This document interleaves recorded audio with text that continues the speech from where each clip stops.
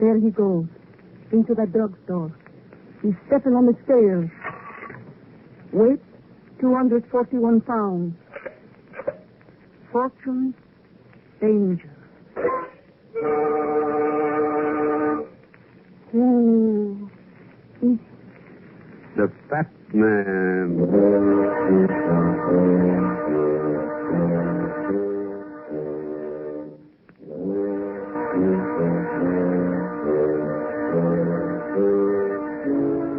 Gambling at its best is a sucker's pastime.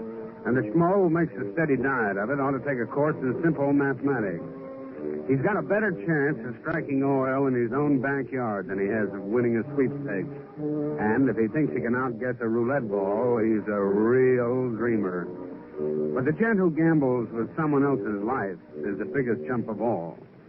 Because his IOUs are never marked paid in full until he gets a chair for murder. That's the Fat Man.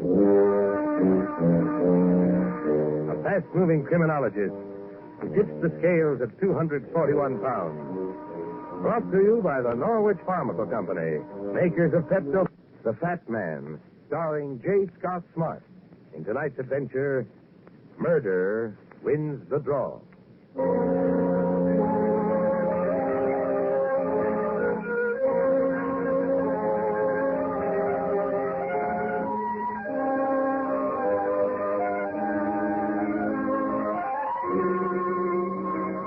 When the happy tourist goes to Central America, he usually runs into nothing more dangerous than a good cup of coffee and a fried banana. But with me, it's different. If there's trouble around, it always walks right up and pokes me in the eye. However, this particular form of trouble wasn't hard to look at.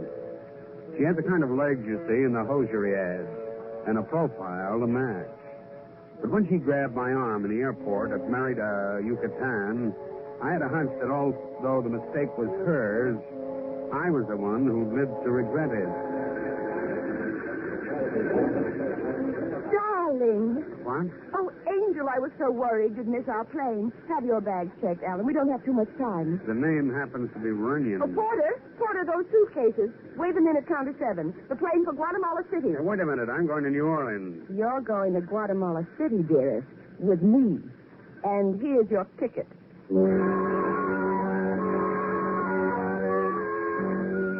She pushed something into my hand and led me to a counter. When I opened my palm, I saw it was a roll of $50 bills. But it was the anguished look of terror on her face that stopped me from brushing her off. 20 minutes later, I was heading south for Guatemala City and wondering why. Okay.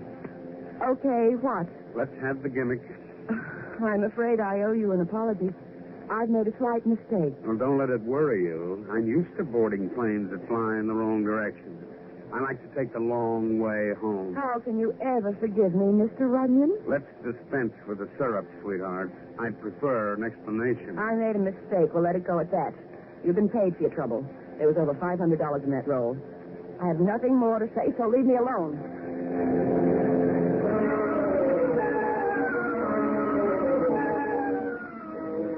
She wasn't kidding. All the way to Guatemala, she kept staring out the window, and I could have gotten more conversation from a dummy. She was the first one out of her seat when we landed at the airport, and she'd finished with her baggage inspection by the time I reached the customs counter. But as the porter put my suitcase on the counter next to her, she suddenly grabbed my arm again and went into the old refrain. Darling. This is where I came in. Oh, darling, we'll be late. Ask that customs agent to look at your suitcase. Say we're in a hurry. Once is enough, sweetheart. No encores. But, dearest, we have an appointment at the hotel. Please, don't be difficult. I've been looking for you. Oh, hello? Who's the fat guy, Helen? He's here to protect me. Don't hand me that. Get your bag. Alan, don't. You're hurting my arm. Your bag. Just a second, mister. You keep out of this. Alan, please. Please don't start any trouble. I'll come with you. All right, Porter, grab that suitcase and let's get out of here. I reserved a room at the Hotel Grand for you, Helen. All right. Senor? Huh? customs inspector, senor, you will please open your suitcase. Oh, sure. Nothing in here but my personal things. Is that so, senor? What's so funny? The next time you buy a girdle, senor, you might try a larger size. Wait a minute. But your silk nightgowns are exquisite. This is not my suitcase. There are no apologies necessary, senor. I'm happy to see you are wearing the new look. Stop killing yourself and give me an exit stamp, Chico. I'm taking those nylons back where they belong.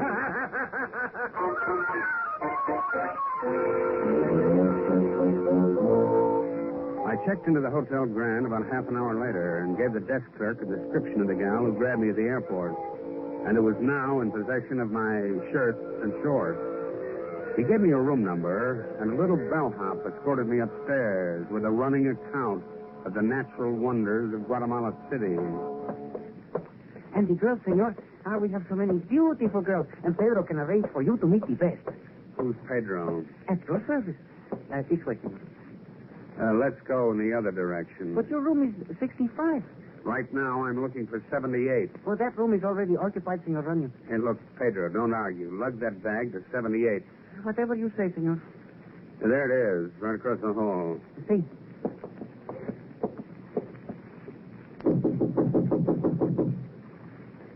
There is no one inside, senor. You got a pass key, haven't you? But this is very irregular. How about these? For a slight fee, senor, almost anything is regular. I have a key, of course. There you are, senor. The room, as I told you, is occupied. You're right, Pedro. It's occupied by a corpse. Ay, Dios. The corpse was a woman I'd never seen before, quietly dressed and about 40 years of age. She was sitting in a rocker, pinned against the back by the blade of a 3-foot machete. The security police identified the woman by her tourist card. Her name was Alice Vinson, and her home was in Albuquerque, New Mexico. The motive wasn't petty theft because her cash was in her handbag. And one look at her prematurely aged, not too attractive face convinced me it couldn't have been a crime of jealousy.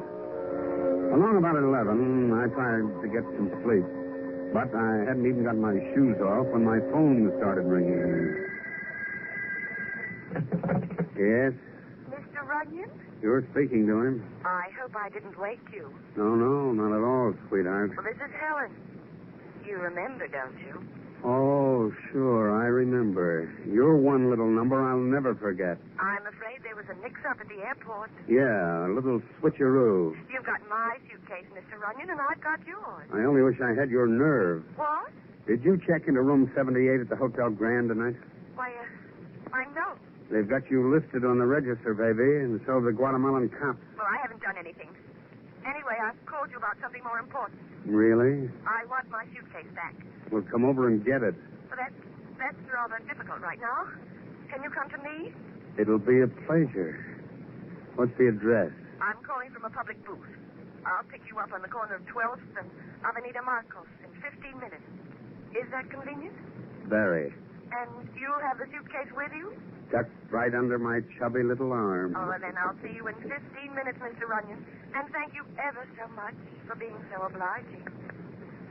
All right. Keep the shirt on. Well. Senor Runyon? Yes? I would like to talk to you, senor. Alone. She couldn't have been more than 5 feet tall, with the delicate features of a doll.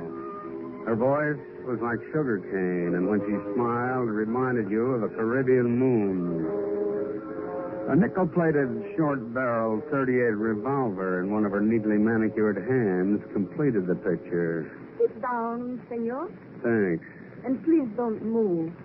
It would be rude of me to blow your brains out, no? To say nothing of the inconvenience. Where is the suitcase? What suitcase?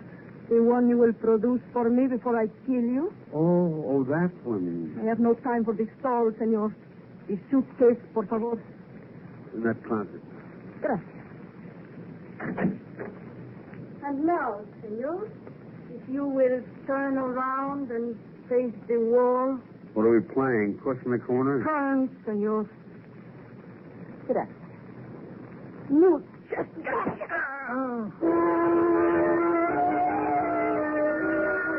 As I said before, she couldn't have been over 5 feet tall, and she was as delicate as a doll.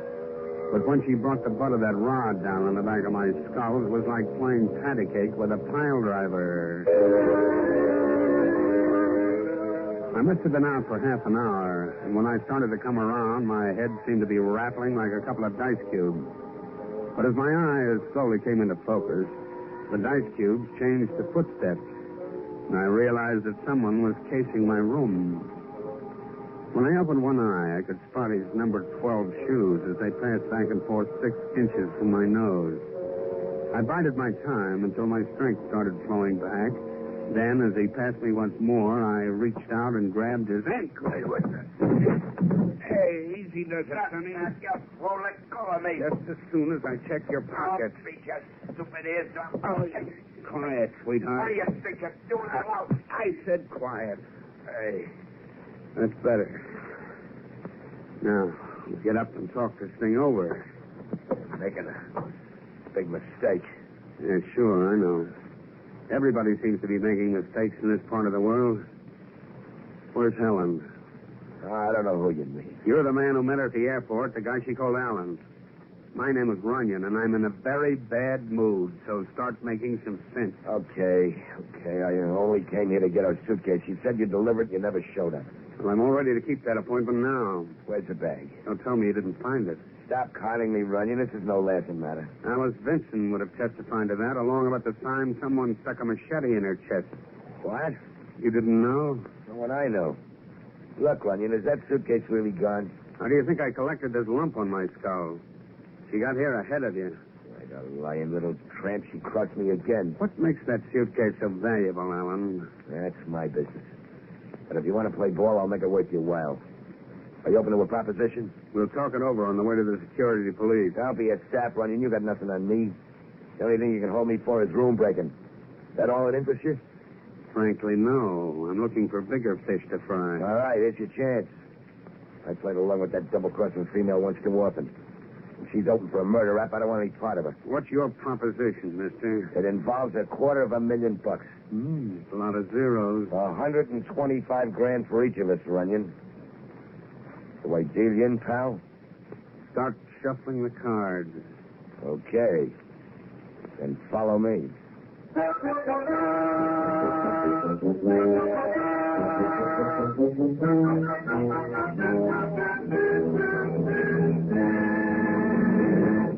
Well, this is a mighty peculiar fat man case. Now let's catch up with the Fat Man.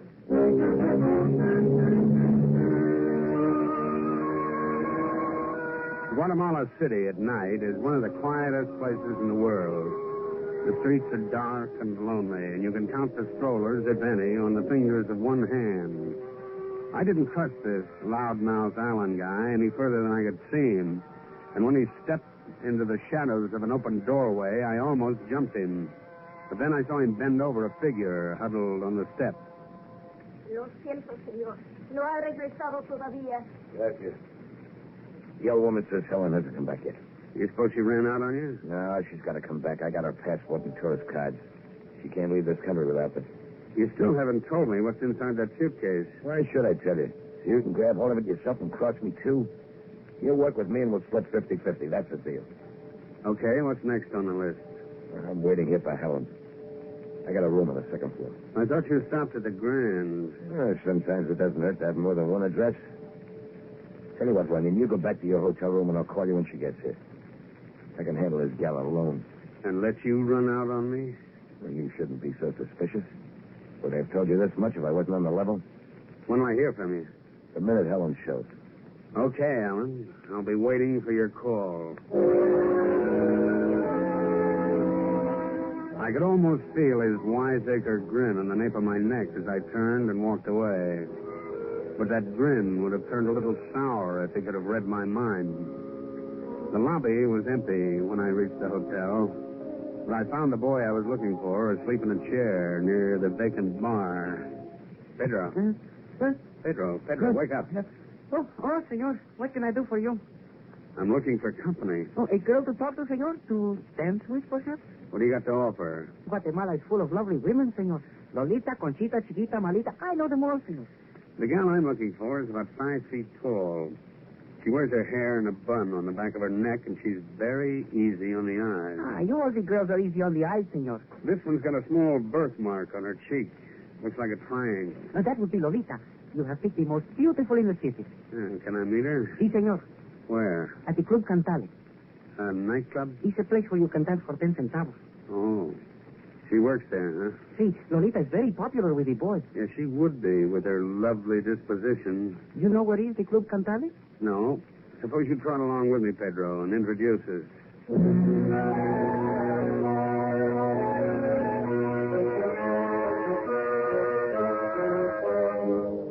The Club Cantale was a tough little joint in the seedier part of town.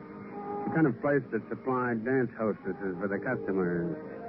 Half a dozen girls were lined up at the bar when Pedro and I walked in, and I recognized the cutie who clipped me. I turned my back and sat down at a table as Pedro went over to talk to her. He said a few words, then brought her over to where I was sitting. I turned around just as she reached the table, and you could have knocked her over with an eyebrow pencil. Hello, Lolita. Oh, don't you recognize me? No. Take a look at this lump on my head. It might refresh your memory. You know each other, senor? And how? You can go back to your snooze now, Pedro. I'll carry on from here. Senor, before I leave, I have some lottery tickets. All very good numbers, senor. I sell them as a sideline, no? So does everyone else in Central America. No, I'm not playing the lottery, Pedro. Take this 5 and beat it. Lolita, this is number... Get out of here, stupid. Hey, wait a minute, Pedro. Leave that ticket on the table. Here, keep the change. Gracias, senor. Oh, muchas gracias. What's the matter, Lolita? Nothing. This lottery ticket bother you? What do you want? I want to know where the suitcase is and why you grabbed it. I don't know what you're talking about. Lolita, I understand the tourist trade is appreciated here in Guatemala. I don't think the cops would like it if I told them you ran around slugging their better customers with revolver butts. Oh, and there's also a little matter of murder, Lolita. Murder? You know, it's funny how that word gets a double take from everyone. Were you an innocent bystander, too? Senor, I will make you a proposition. Go right ahead. I've been getting them all night long. How would you like to share a fortune with Lolita? Between you and this Allen character, I'm getting to be a wealthy guy. Alan, Skip it and keep talking. do you know what was in that suitcase I took from your room? I didn't up to now, but I think I can guess it. Was it a lottery ticket, Lolita? The winning number for the Gran Nacional. 250,000 quetzales. The blonde, she stole it. Helen? See, Who owned the tickets first? this I do not know. Then how did you find out about it? In the hotel lobby, I hear that blonde girl and the tall gringo talk. He squeezed her arm and she said the ticket is in her suitcase. Then she find out the suitcase is not hers. The one she has is missing. Then what? Well, they both leave the hotel to go back to the airport for the bag. 5 minutes later, you walk in. I see you have a bag that looks like the other one. And I hear her say something about a Batman. So you decided to climb on the bandwagon yourself? This is the truth, Senor Ronnie. Where's the suitcase now? In my dressing room. But something is wrong. I searched for an hour and I do not find the ticket. Maybe you didn't look for it in the right places. Well, this time you'll get some help from me.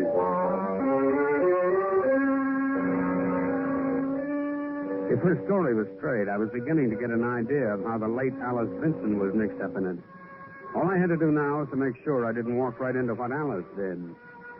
Lolita's dressing room was in back of the club, and when we stepped inside, we ran into an unexpected guest. It was Helen, the girl with the taking waves, as she was bending over the leather suitcase with a penknife in her hand. What are you doing in my room? I was just waiting to talk to you. You have no right to search my suitcase. Your suitcase. It happens to belong to me, a little thief. Don't you call me a Take it easy, girls. Take it easy. The party's young yet. Oh, I should have known you were working with her. You're as big a crook as she is. You mind if I see what you just cut out of that suitcase lining? I don't know what you mean. She has the ticket. It was in the lining and she has it in her hand. Turn it over, Alan. Not a chance. You stole that winning ticket from Alice Vinson. Well, she can't prove it. It's not registered in her name. Whoever turns it in collects the money, and I'm the one who's turning it in. You're right about one thing. Alice Vinson can't prove it. She's dead. What? Dead? And if you try to turn that ticket in, baby, you'll get the squeeze for her murder. Oh, you're just bluffing me. I didn't kill her. She took me on as a traveling companion in New York.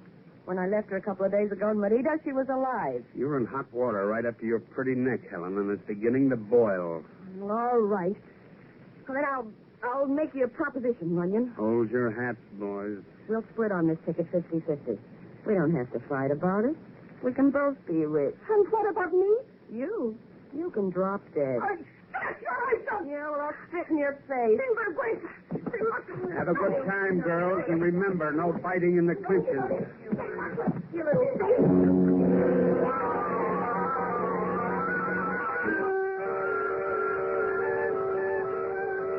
They were scratching their initials in each other's skin as I closed the door behind me, holding the lottery ticket Helen had dropped when Lolita opened with her first right cross. 15 minutes later, I was climbing the stairs to Alan's furnished room, where I found him pacing the floor like a hungry coyote. She didn't come back yet, Runyon. All right, sweetheart, I found her. You did? Yeah, and I've got the lottery ticket you were so cagey about. Let me have it. Not so fast. I'm entitled to a little explanation, in as much as I'm an active partner. What kind of an explanation do you want? Helen stole that ticket. She was supposed to split with me, but she ducked out to Yucatan. That's why she grabbed me at the airport. She thought you might follow her. I wasn't even there when she left. I know that. You'd left for Guatemala on Alice Vincent's trail.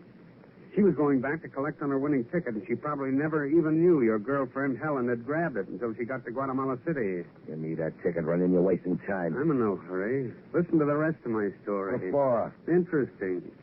You didn't know that Helen had stolen the ticket either until you maneuvered Alice Vincent into that hotel room and jabbed her with a machete. Wait a second. Then you caught on, and you decided to wait at the airport to grab your ex-partner.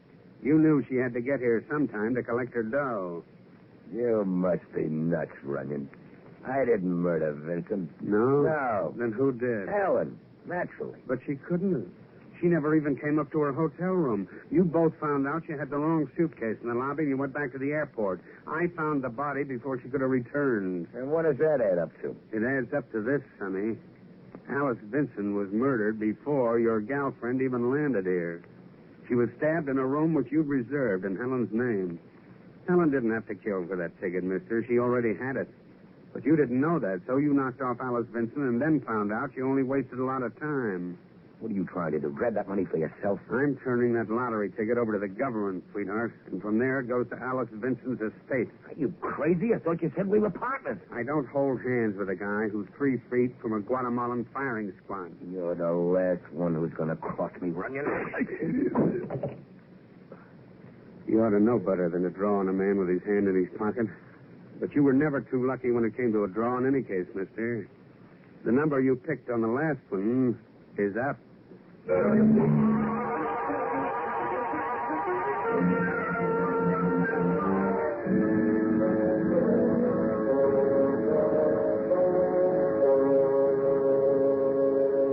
While the fat man rests up after that